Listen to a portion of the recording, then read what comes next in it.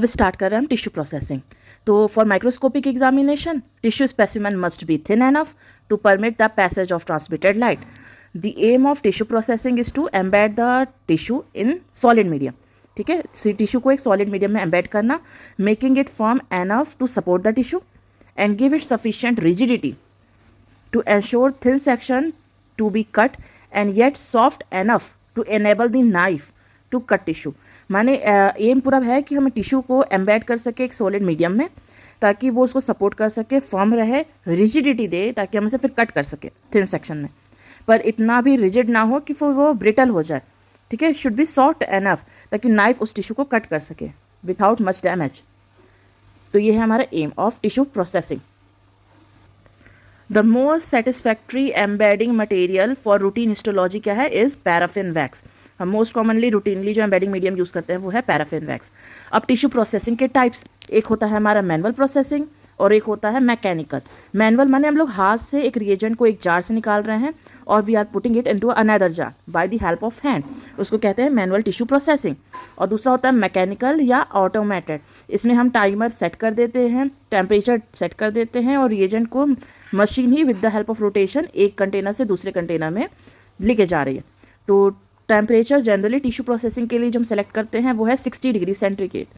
ठीक है, और बाकी टाइमिंग हम लोग आवर्स या मिनट के हिसाब से सेट कर देते हैं। इसका कुछ एडवांटेज भी रहेगा, दोनों प्रोसेस का कुछ डिसएडवांटेजेस भी हैं। तो इसको हम नेक्स्ट स्लाइड में देखते हैं कि क्या एडवांटेज है हमें और क्या डिसएडवांटेज है दोनों के, मैनुअल के भी और मैकेनिकल के भी।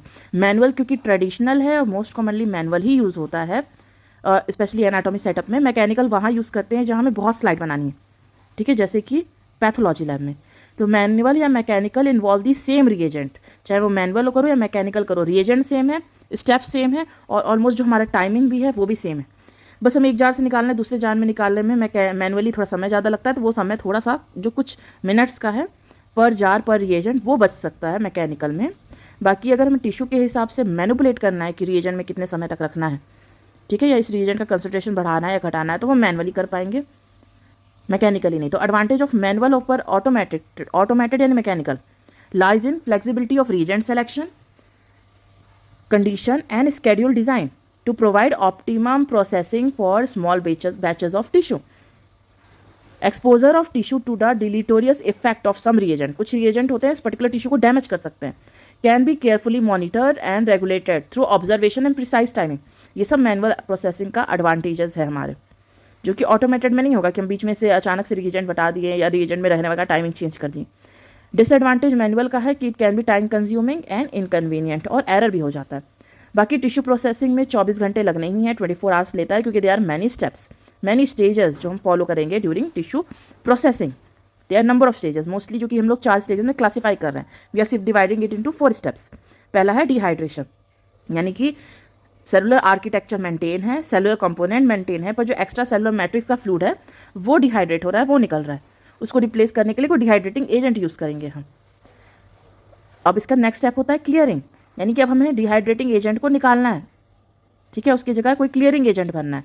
क्लियरिंग एजेंट हमारा डिहाइड्रेटिंग एजेंट से भी सॉल्युबल होगा और उसके बाद जो हम एम्बेडिंग मीडिया यूज़ कर रहे हैं उसके लिए भी सॉल्युबल होना चाहिए, क्योंकि लेटर ऑन जो क्लियरिंग एजेंट यूज़ कर रहा है उसे भी निकालना है। तो अब अगला होता है इम्प्रेगनेशन। इम्प्रेगनेशन में जो मीडिया यूज़ कर रहे हैं एम्बेडिंग मीडिया, थोड़ा सा उसको हीट करेंगे 60 डिग्री तक और उसमें हम टिश्यू को पोर कर रहे हैं, तो वो क्लियरिंग एजेंट भी हटा दे रहा है और उसकी जगह खुद इम्प्रेगनेट हो जा रहा है। और लास्ट है एम्बेडिंग, यानी कि ब्लॉक मेकिंग। अब उस टिश्यू के अंदर तो एम्बेडिंग मीडिया चला गया, बाहर से हमें ब्लॉक भी बनाना है ताकि उसका हम फिर रिबन कटिंग कर सके through the help of microtomy. ठीक है, इंपॉर्टेंट नोट है, it is important that all specimen are properly labelled before processing is started. बहुत ज़रूरी है कि जितना स्पेसिमेन या टिश्यू है उसे हम प्रॉपरली लेबल कर सकें। इवन हमारा जो स्लाइड्स है जिसमें हम टिश्यू को स्टेन करेंगे उसको भी लेबलिंग करनी है हमें, ब्लॉक्स को भी लेबल करना है जो हमारे एम्बेडिंग के बाद ऑब्टेन हो रहा है, इवन रिएजेंट को भी लेबल करना है। एम ऑफ टिश्यू प्रोसेसिंग क्या है, to remove water from tissue and replace with a medium that solidifies to allow thin section of tissue to be cut.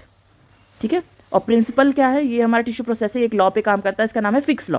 ये रेट ऑफ डिफ्यूजन पे चलता है कि हमारा रेट ऑफ डिफ्यूजन 2 फैक्टर से control होता है, एक कंसंट्रेशन ग्रेडियंट और दूसरा होता है थर्मोडायनेमिक इफेक्ट। ठीक है, यानी कि जितना हमारा रिएजेंट अंदर जाएगा टिश्यू के उतना ही टिश्यू से फ्लूइड बाहर आएगा, जो यहाँ दिखा रहा है ब्राउन एरो से कि रिएजेंट टिश्यू के अंदर जा रहा है, tissue is the orange block और टिश्यू फ्लूइड जितना रिएजेंट जा रहा है उतना टिश्यू फ्लूइड बाहर आ रहा है, ग्रीन एरो से दिख रहा है। और हमने कहा था कि फिक्स लॉ ये भी बता रहा है कि जो हमारा रेट ऑफ डिफ्यूजन है ये टेम्परेचर से भी अफेक्टेड है। इसको कह रहे हैं thermodynamic tendency of processing reagent.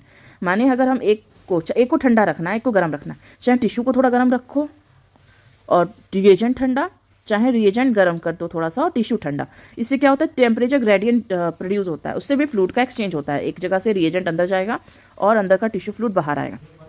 बाकी लेबलिंग बहुत ज़रूरी स्टेप है। लेबलिंग हम नॉर्मल इंक से नहीं करते, पेन से नहीं करते, वरना वो रिएजेंट में डिसॉल्व हो जाएगा। हम लोग इसके लिए स्पेशल इंक आता है, इसको इंडियन इंक या सिल्वर नाइट्रेट कहते हैं।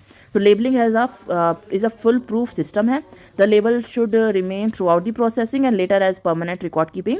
Labelling should not be done using ordinary ink as it dissolve in the reagent during processing. तो कौन सा इंक यूज़ करते हैं हम? बेसिकली इंडियन इंक या सिल्वर नाइट्रेट यूज़ करते हैं। अगर हम देख सकते हैं तो इसके साथ साथ यहाँ साइड में जो इमेज है उसमें बारकोड भी दिया है।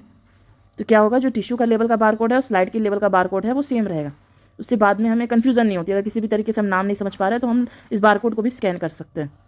तो लेबलिंग इज़ वेरी इंपॉर्टेंट। इसके बाद हम सीक्वेंसेस में आएंगे टिश्यू प्रोसेसिंग के, जिसके हमने 4 सब डिवीज़न पढ़े थे: dehydration, clearing, impregnation and embedding. तो अब नेक्स्ट वीडियो में हम इसको एक एक करके फुल्ली डिस्कस करेंगे कि क्या होता है। Thank you everyone.